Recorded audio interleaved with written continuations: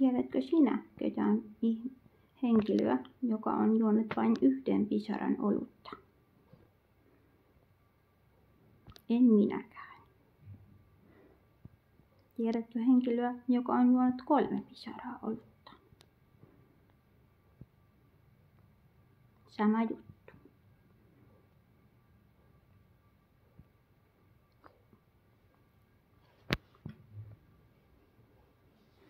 Mahdollisesti, jos tällainen henkilö on, hän voisi olla henkilö, joka on jäänyt jonnekin kansallispuistoon yksin jumiin, luolaan tai kivenlohkareeseen, ja hänellä on ollut mukanaan nesteitä, jotka ovat kuivuneet siellä paahteessa.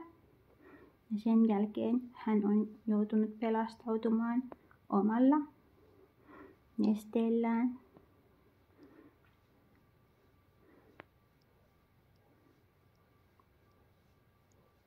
Meidän täytyy opetella enemmän pisaroista.